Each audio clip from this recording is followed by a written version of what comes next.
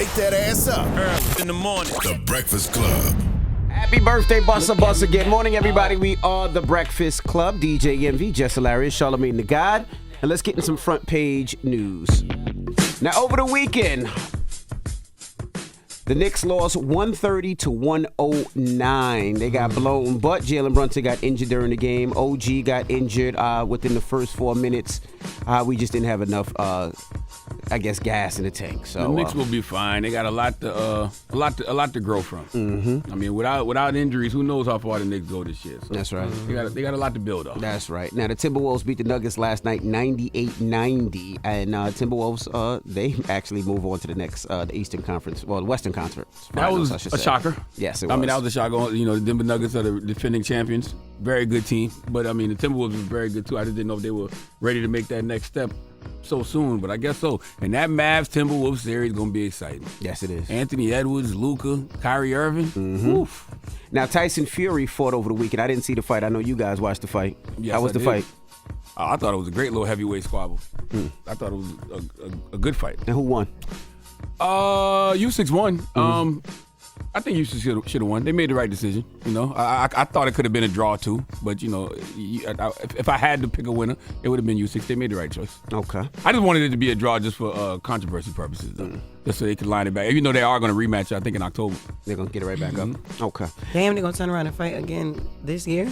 Yep. I didn't know you could do that. Yeah, they usually fight within 6 months, so that's what? June, July, Enough August, time September. to recover and stuff Spring, like they fight that? again in the fall. Yeah, they fight in the fall. Okay. Yeah, now President Joe Biden gave the commencement speech at Morehouse, and there was a lot of people that were opposed to it, student and faculty. Well, this was a speech that was mostly well received here at Morehouse, Hallie. In his salute to the class of 2024, President Biden talked about faith and leadership and democracy, among other things. He also faced the Israel-Hamas war issue head-on, calling for an immediate ceasefire and return of the hostages taken by Hamas. He also said he supports peaceful protest and told the graduates, "I hear you." Now, a handful of graduates turned around in their seats during the president's remarks. Others wore symbols of support for the Palestinian people. The class valedictorian did not directly address President Biden, but he did call for a permanent ceasefire in Gaza as well. Right, so that was with Joe Biden. Now, Donald Trump. You know, I thought Morehouse was going to get more active, but that's what I get for listening to the internet.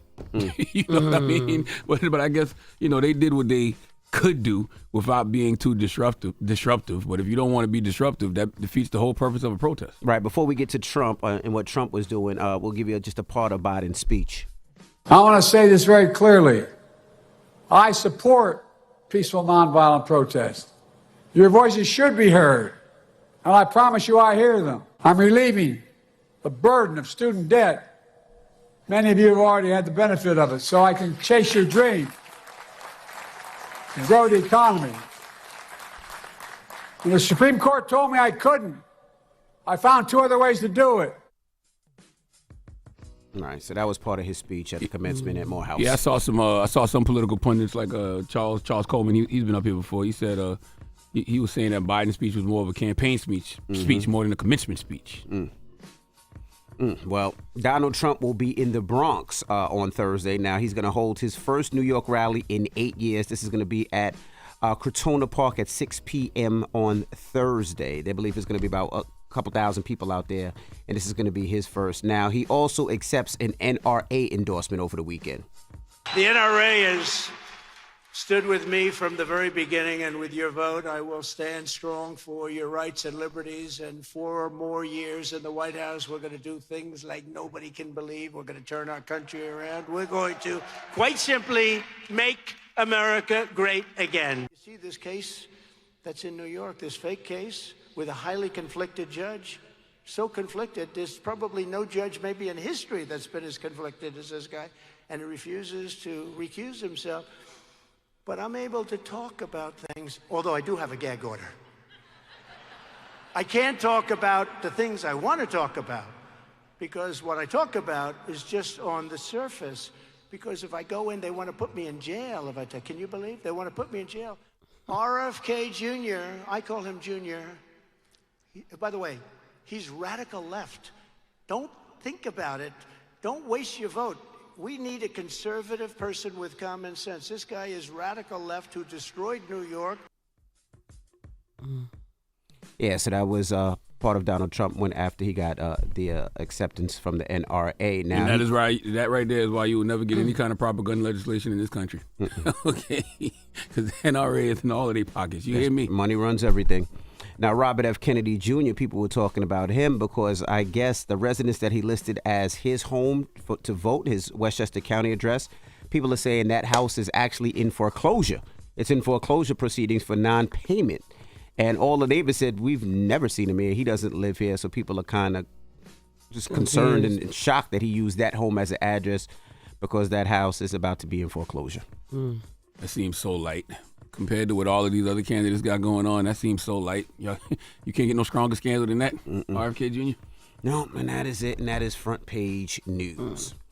All right, get it off your chest. 800-585-1051. Phone lines are wide open if you need to vent. Let us know how your weekend was.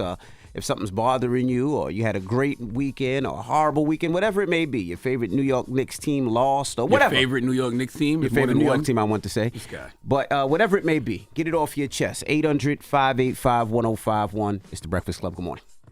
Wake that ass up. In the morning. The Breakfast Club. If you're just joining us, we're going to be taking your calls, talking about the Diddy situation and the footage that was released, his apology and all. We'd love to hear from you from all different angles, however you feel. We'll take your calls after front page news, but let's get into some front page news. All right, quickly, the Pacers beat the Knicks 130-109. The Knicks are on Cancun on 3. 1, 2, 3, Cancun. Yes, we are in Cancun. Timberwolves beat the Nuggets 98-90. All right. Now, over the weekend, also, Tyson Fury fought. Did you hear? I know you guys watched the fight. What did you think?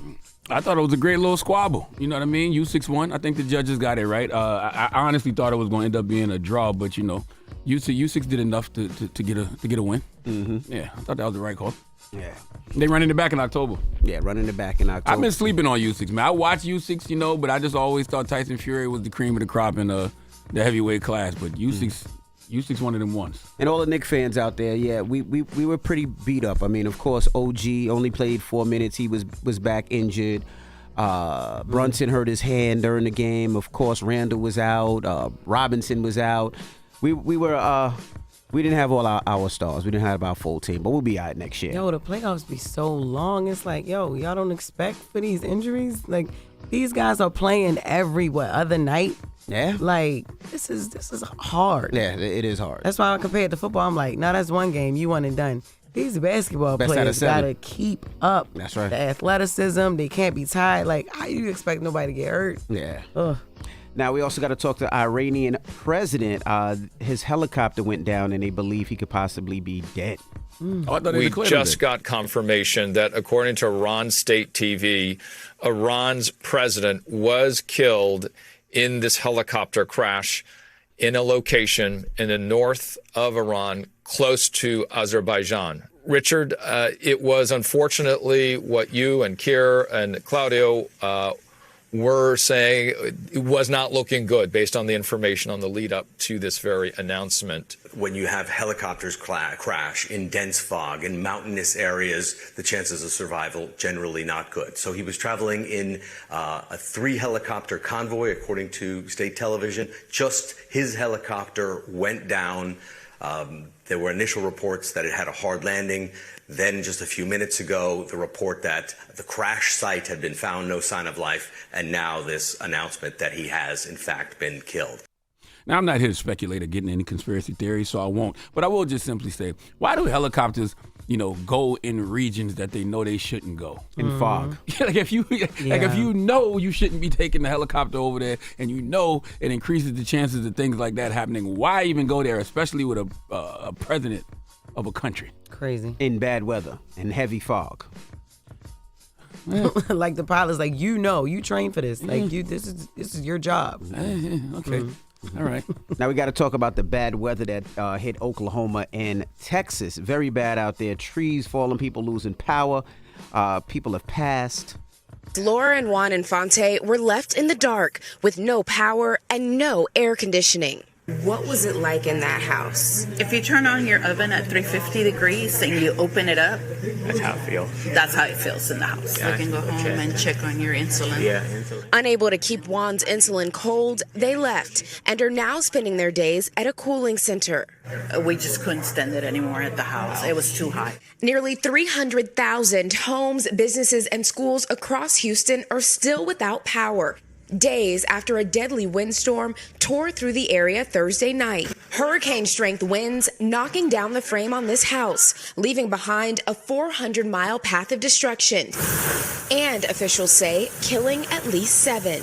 And now another deadly threat. The heat's not going to get any less. It's only going to get hotter from here. Definitely praying for everybody out in Houston, Oklahoma, and the Midwest that's dealing with all these tornadoes and weather craziness. So very sad out there. So, all right. Well, that is front page news. Now, when we come back, like I said, we're gonna be taking your calls. Let's talk about everything that went happen over the weekend. We seen the Diddy video released. We seen his apology. That sound like some cereal shit nobody eat. Videos, right? Honey nut. Let's talk about it. 800. I'm sorry. He's so stupid. 800-585-1051. It's the Breakfast Club. Good morning. Wake that ass up. Early in the morning. The Breakfast Club.